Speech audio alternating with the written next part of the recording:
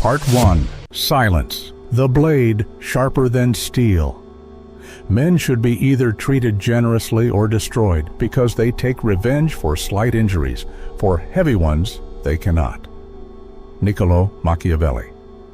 Do you know why the quietest person in the room often terrifies everyone else? It isn't because of what they say, it's because of what they refuse to say. Power is not always loud. Power is silence, the kind that makes others uneasy, the calm that feels like a storm waiting just beyond the horizon. When people can't predict you, they begin to fear you. Machiavelli understood this 5 centuries ago in Renaissance Florence, and it remains just as brutal today. People claim they want kindness, transparency, and honesty. But watch closely. They respect silence more than chatter, restraint more than openness, fear more than affection. And the few who understand this rule the rest. This is the first Machiavellian truth. Your silence is sharper than any blade. Think about it. When you stop reacting, you force others to reveal themselves. They fill the air with their insecurities, their excuses, their confessions. The less you reveal, the more they imagine. And imagination magnifies everything. Have you ever sat in a meeting and noticed how people panic when the boss doesn't respond? They start guessing, over-explaining, apologizing. That's not the boss doing anything. That's silence forcing them to unravel. History is filled with examples of leaders who mastered this. Marcus Aurelius, the Roman emperor, was not feared because he thundered with speeches.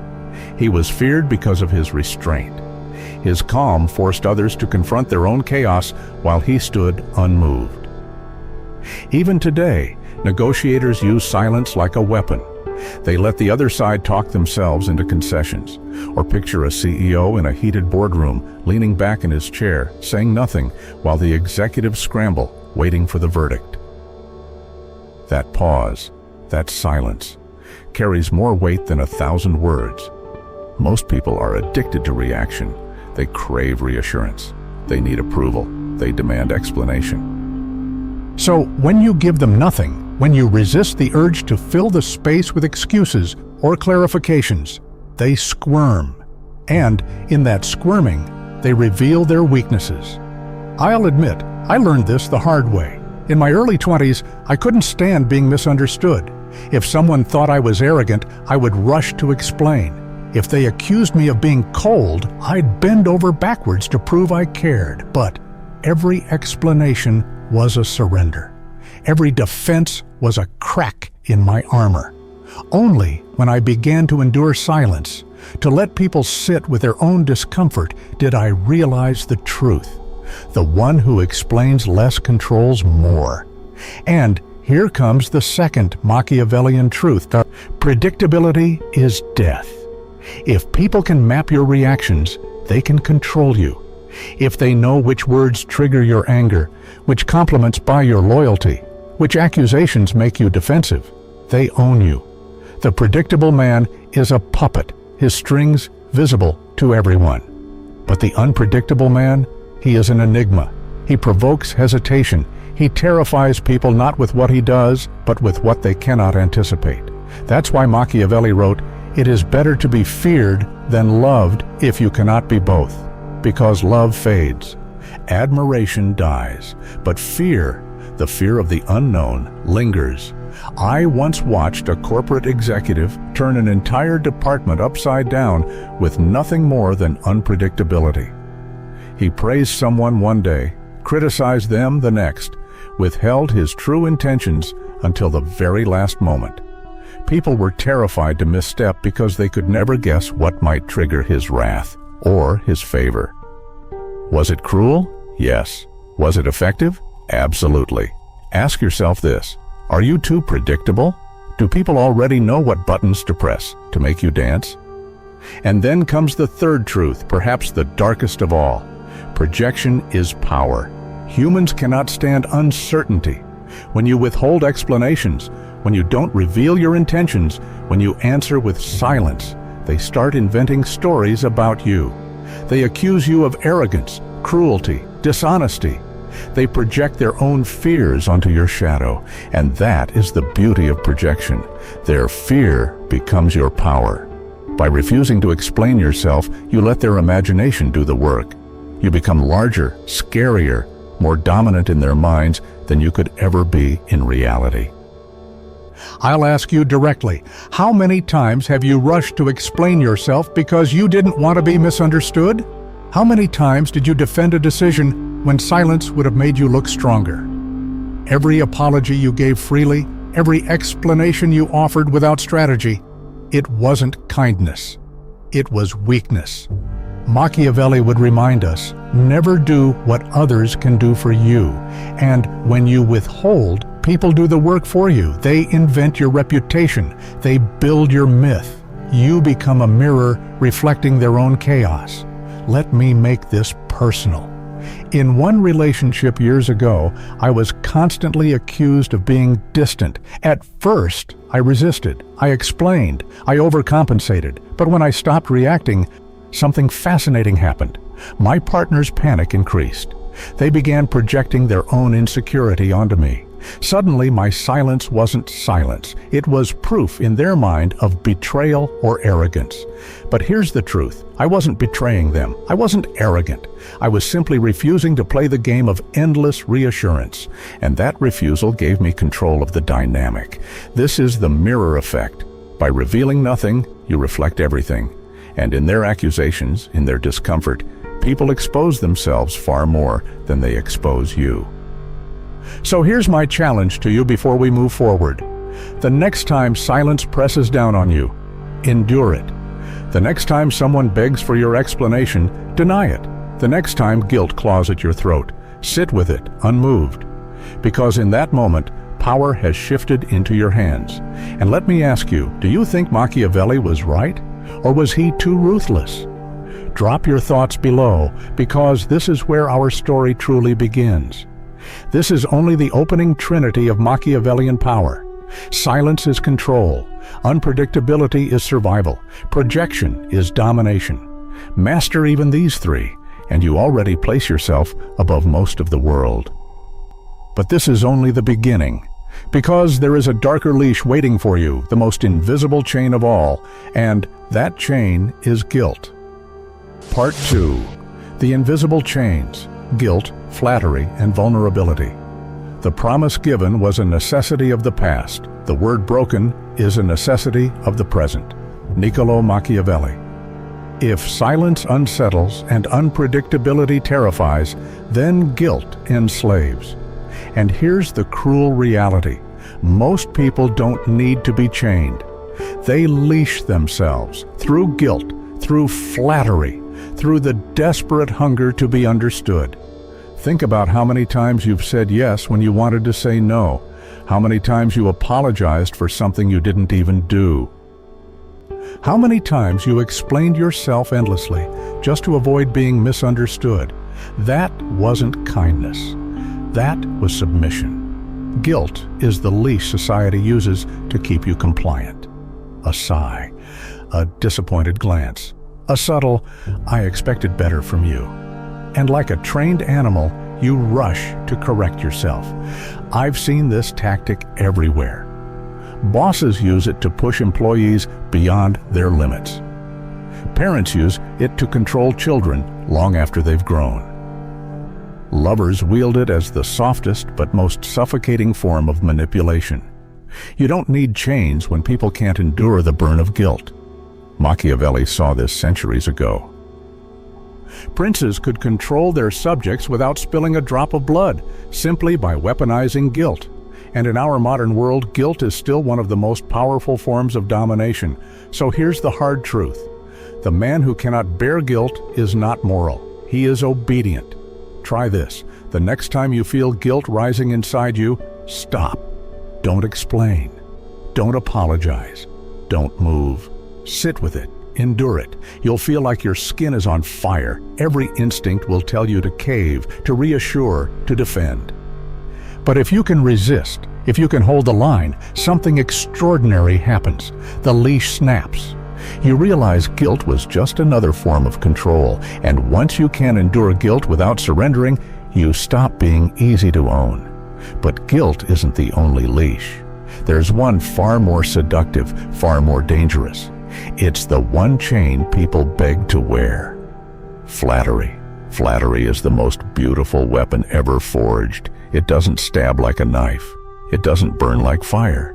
It slips into your ears disguised as a gift. Wow, you're so generous. No one is as loyal as you. You're the most patient, the most understanding, the most important. They don't praise you because they value these traits. They praise you because they want to keep you giving them. Have you ever noticed how much harder you work after receiving praise? How many times you bent over backwards just to keep hearing the same sweet words? That's the trap. The moment you need flattery, you sell your freedom for scraps of approval. Machiavelli warned rulers that flattery was one of the greatest dangers to their reign. Why? Because flattery blinds. A leader who surrounds himself with flatterers stops hearing the truth. He becomes deaf to danger, blind to betrayal, and collapse always follows. The Machiavellian cure: listen carefully, but believe rarely. Accept praise politely, but let it pass through you like wind through an open hall. Nod, smile, say thank you, but never depend on it, because the moment you crave it, they own you.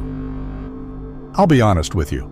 Flattery was once my greatest weakness. I didn't fall for obvious praise. I fell for subtle admiration, the kind that made me feel unique, irreplaceable. You're the only one who really understands me. You're the only one I trust with this. It took me years to realize those weren't compliments. They were contracts. Every time I believed them, I signed away more of myself. The Machiavellian lesson was brutal but necessary. Never confuse flattery with loyalty. Now, here's where the game takes a sharp turn. If guilt is a leash and flattery is poison, then vulnerability is the trapdoor under your feet. The modern world preaches transparency. Share everything. Be open. Be authentic. Sounds noble, doesn't it? But here's the problem. What you reveal without caution will be weaponized against you. If you bleed in front of everyone, don't be surprised when someone uses the blood to track you. Raw openness is not authenticity, it's weakness. But Machiavelli would never tell you to lock yourself into stone. Instead, he would tell you to weaponize vulnerability. Reveal only what strengthens your position. Show weakness only when it binds others to you. Display emotion only when it deepens loyalty. Take Alexander the Great. Once he wept in front of his army, not out of recklessness, but calculation. His tears weren't weakness. They were strategy. At that moment, his men didn't see fragility. They saw a leader, human enough to hurt, yet strong enough to keep leading. His vulnerability inspired loyalty that no endless speeches could buy. But had he wept at every difficulty, he would have been despised. That is the art of selective revelation, turning weakness into a weapon of strength. Let's bring this into modern life. In the corporate world, you'll see managers who share just enough vulnerability to make employees feel bonded. I've been under pressure too. I understand what you're going through. It's not weakness, it's glue. In relationships, some people reveal vulnerability only when it secures control. I need you. I can't do this without you. Do they truly mean it? Sometimes, but often it's strategy, a binding rope disguised as a confession. The Machiavellian knows this. If you reveal everything, you're a slave. If you reveal strategically, you're a master. So far, we've stripped down 3 more weapons of psychological warfare. Guilt, the leash that keeps you obedient. Flattery, the poison that blinds you. Vulnerability, the weapon that can either enslave or empower. Together, they form a trio of control that has destroyed empires, broken families, and ruined careers. But they've also built the foundations of power for those ruthless enough to wield them. Ask yourself, which of these chains still owns you? Do you fold under guilt? Do you chase praise? Do you bleed too openly? If you do, understand this. The people who exploit you already know. They've already mapped your strings. But even if you master silence, unpredictability, guilt, flattery, and vulnerability, there is a deeper trap waiting for you, a more suffocating chain than all the rest. It is dependency, the invisible prison that most people never escape. It is exhaustion, the subtle theft of your energy until you're too drained to resist. And it is scarcity, the brutal truth that what is too available is never valued. In Part 3, we'll step into this darker territory. We'll examine the silent contracts you've signed without even realizing it. We'll expose how society keeps you tired, compliant, predictable, and then we'll confront the most ruthless leverage of all, your ability to walk away. But first, let me leave you with this question. When someone praises you, when someone guilts you, when someone demands your openness, do you control the exchange, or do they? The answer determines who owns who. Part 3. Dependency, exhaustion, and the price of scarcity. The wise man does at once what the fool does at last. Niccolo Machiavelli. So far, we've uncovered the opening layers of power: silence, unpredictability, projection, guilt, flattery, and selective vulnerability. But these are just the tools. The real battlefield lies deeper, in the contracts you've signed without even realizing it. Here is the cruel truth. Every manipulator has the same silent agreement with you. It reads like this: as long as you need me, I own you. And most people live their entire lives bound by this one contract. They become dependent on approval, on money, on status, on someone else's presence. And the moment you depend, the balance of power shifts. Think about it. How many jobs have you endured because you feared the uncertainty of leaving? How many relationships have you clung to because you feared being alone? How many times have you swallowed your truth because you feared losing someone's approval? Each time, you signed away your sovereignty. Machiavelli warned rulers centuries ago, dependence is poison. Because the one who cannot stand alone is already defeated. And this doesn't just apply to princes or kings. It applies to you, right now, in your own life. Look at modern politics. The most dangerous figures are not the ones who need donors, advisors, or applause. The most dangerous are those who stand alone, who cannot be bribed with money, flattery, or guilt. That's why independent candidates terrify establishment figures. They have no leash. They cannot be pulled back into line. Now ask yourself, what leash are you still wearing? But dependency isn't the only trap. There's another, even more subtle one: exhaustion. Here's the brutal reality. The world doesn't need to break you to control you. It only needs to tire you out, because a tired man doesn't resist. A tired man doesn't question. A tired man doesn't rebel. This is why modern systems, corporations, governments, even families keep people perpetually busy, drained, and distracted. They praise you for your hard work while quietly feeding off your exhaustion. How many times have you collapsed into bed after giving everything you had, whispering to yourself, "At least they appreciate me"? That was the trap closing. They don't value your sacrifice. They value your compliance. An exhausted man is a controlled man. I remember years when I thought exhaustion was noble, proof that I was useful, valuable, good enough. But in hindsight, I realize it was the perfect form of control. When you're tired, you don't have the energy to set boundaries. You say yes to things you should say no to. You let people consume your time because you're too drained to fight back. The Machiavellian counter strategy: guard your energy like a fortress. Protect your time like treasure. Refuse to let others drain you with endless demands. Because exhaustion is not noble. It is surrender. Now we arrive at one of the most counterintuitive truths of power. Scarcity creates value. The more available you are, the less people respect you. The more you give without asking, the more they expect. The more you say yes, the less your yes means. It sounds cruel, but it's human nature. We respect what is rare. We desire what is scarce. We value what is difficult to access. But when you're always there, always answering, always giving, always present, you train people to believe your presence is cheap, and cheap things are never respected. Picture this. A man spends years giving his time, his energy, his loyalty to everyone who asks. His phone never stops ringing. His door is always open. He never says no. And yet the people he sacrifices for barely thank him. Why? Because he taught them that his time cost nothing, and they believed him. Now imagine the same man suddenly goes silent. He doesn't answer every call. He doesn't show up to every demand. He begins to withdraw, not out of cruelty, but out of self-respect. The people around him panic. They accuse him of being selfish, distant, arrogant.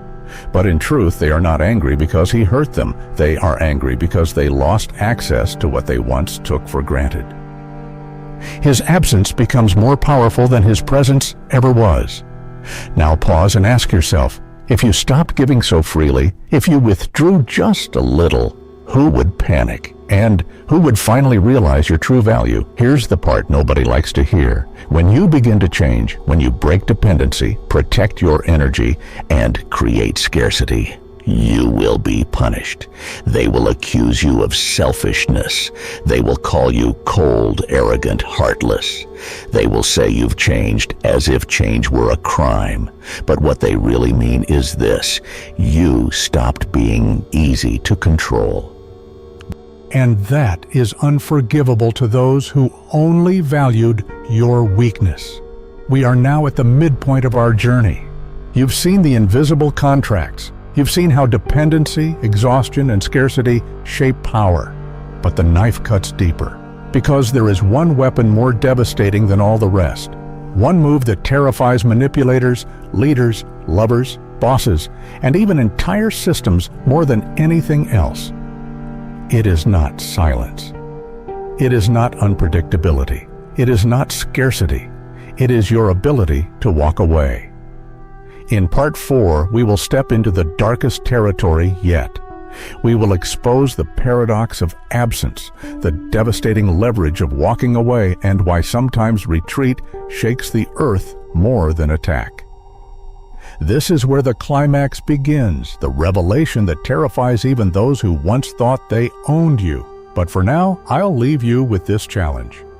The next time you feel yourself drained, giving when you have nothing left, ask yourself, am I being noble or am I being controlled? And when someone calls you selfish for protecting your energy, ask yourself, are they upset because I harmed them or because I stopped serving them? Part 4. The devastating power of absence. It is better to be feared than loved if you cannot be both. Niccolo Machiavelli. Here's the truth. No one wants to face. Most people will endure humiliation, betrayal, and neglect rather than face the silence of solitude. They will stay in toxic jobs, abusive relationships, and suffocating friendships, not because they are weak in every way, but because they fear being alone more than they fear being mistreated. And that is why the most ruthless weapon in the game of power is not attack. It is not manipulation. It is not even silence. It is your ability to walk away. When you are willing to leave without anger, without apology, without hesitation, you become unmanageable. The manipulator cannot guilt you because you will not stay. They cannot seduce you with flattery because you don't need it. They cannot bind you with dependency because you have trained yourself to prefer solitude over submission. The moment you show you can walk away, the game flips. Suddenly, they are the ones scrambling. They are the ones explaining, justifying, pleading, because they realize the truth. They needed you more than you ever needed them. Most people think power comes from presence, from showing up, speaking louder, proving yourself. But Machiavelli knew the darker paradox. Sometimes absence is more powerful than presence. When you withdraw, when you deny people your presence, they begin to feel the void you leave behind. They replay every word, every silence, every moment, wondering what they did wrong. And absence echoes louder than any speech. History proves this principle again and again. Napoleon's exile shook Europe more than many of his victories. His absence was a shadow that haunted the continent, a constant reminder of the man who could return at any moment. Steve Jobs, forced out of Apple, left a void so devastating that the company lost direction.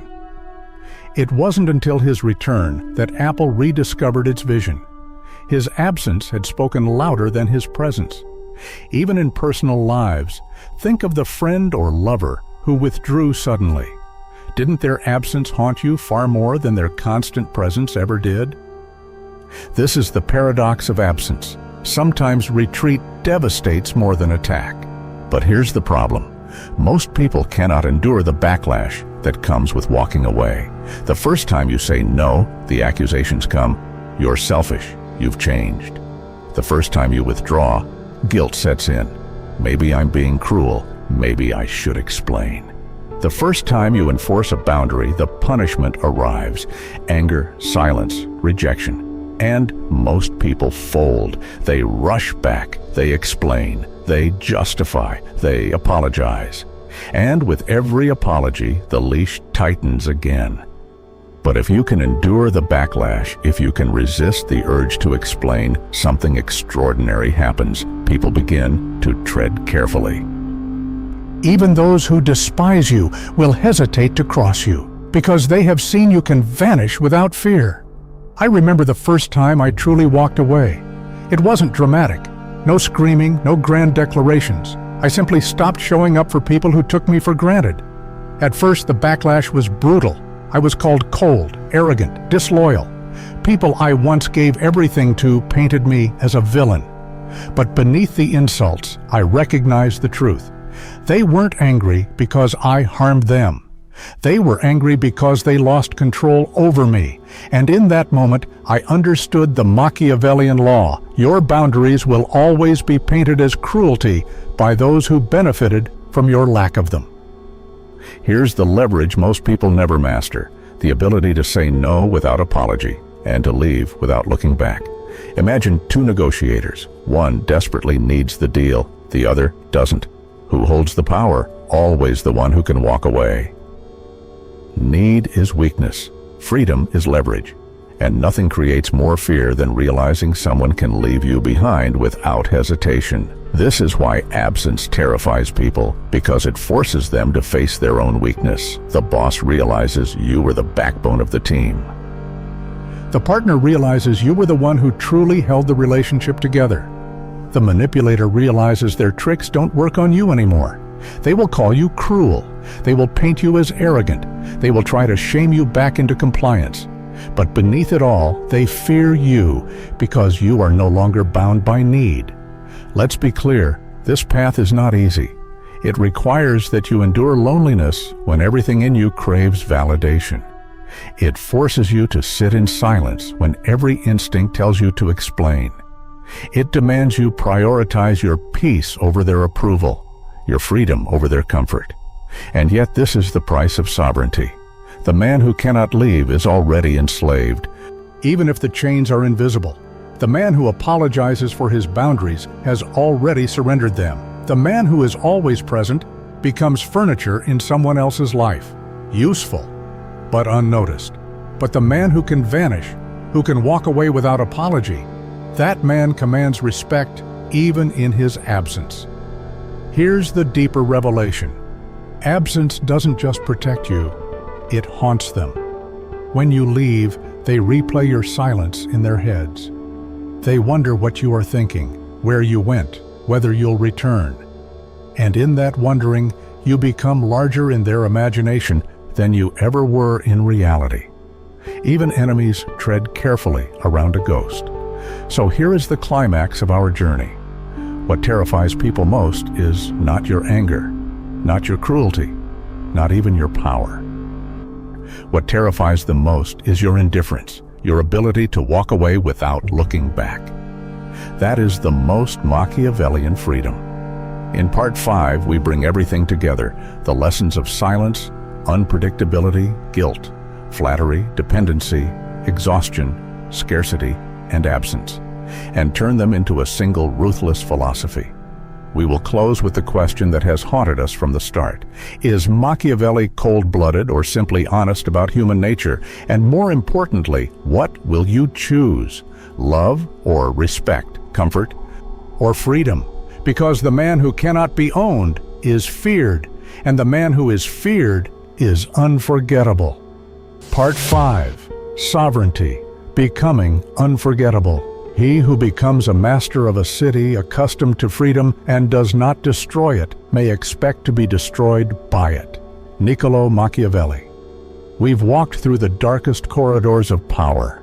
Silence sharper than any blade, unpredictability as survival, projection as domination, guilt as a leash, flattery as poison, vulnerability as a weapon, dependency as slavery, exhaustion as control, scarcity as value, and absence as devastation. Together, these form not just lessons, but a ruthless blueprint for survival in a world that constantly seeks to tame you. Now we must ask, what will you do with this knowledge? Think about how much of your life has been ruled by invisible chains, the need to be liked, the fear of rejection, the hunger for praise, the inability to say no, the guilt that made you explain yourself, the exhaustion that kept you compliant, the dependency that enslaved you. Every one of these chains was designed to make you predictable, manageable, harmless.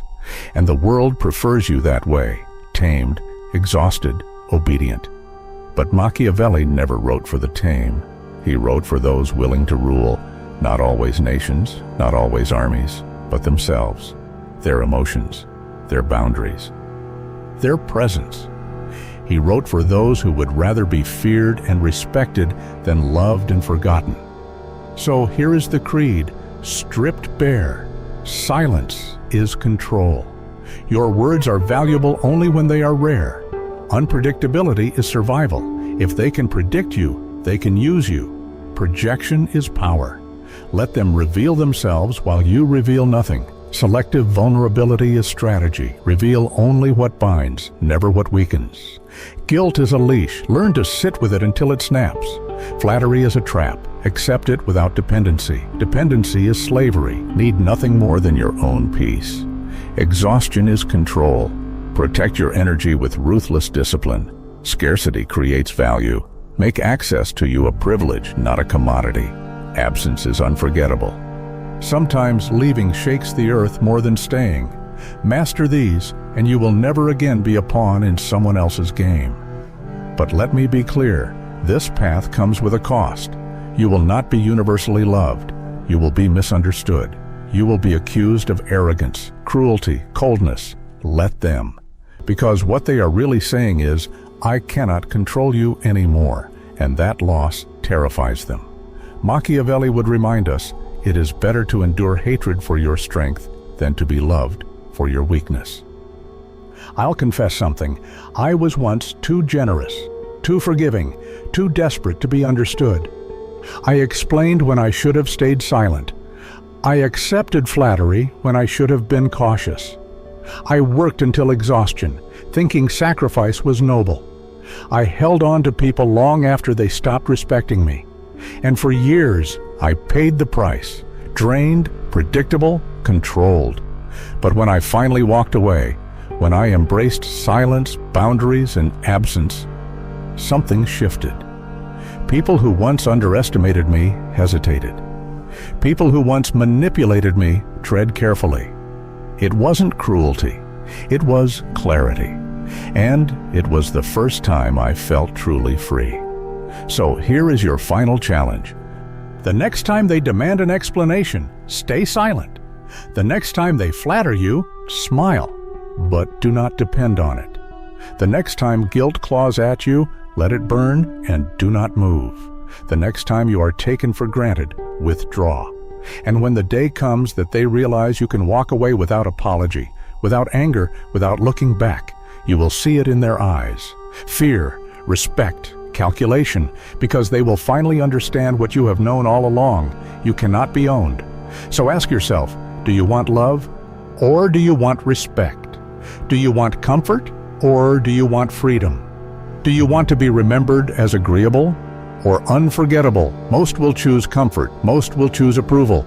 Most will keep bowing under invisible chains. But you, if you are here listening to this, you are not like most. Something in you refuses to be owned. Something in you craves sovereignty more than safety. That is the seed of power, and if you dare to water it, you will grow into something rare, something feared, something respected, something unforgettable.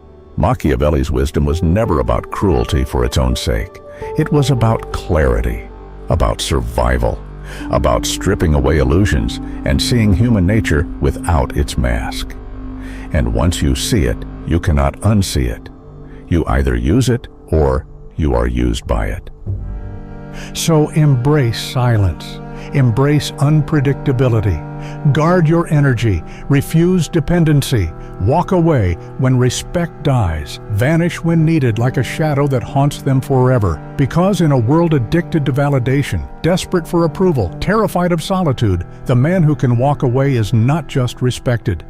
He is revered. He is whispered about as a legend. He is remembered as the one they could never control. Be that man. Be that woman. Be the one they cannot predict, cannot guilt, cannot bind. Be feared. Be respected. Be unforgettable. This is the ruthless psychology of power. And if you dare to live it, you will never again play someone else's game. So I'll leave you with Machiavelli's eternal challenge. It is better to be feared than loved, if you cannot be both. Do you think he was too ruthless? Or was he simply the only one honest enough to tell the truth? Drop your thoughts in the comments below. And if this resonates with you, subscribe to Ruthless Psychology, because here we don't tell fairy tales. We strip away illusions, and we master the game before it masters us.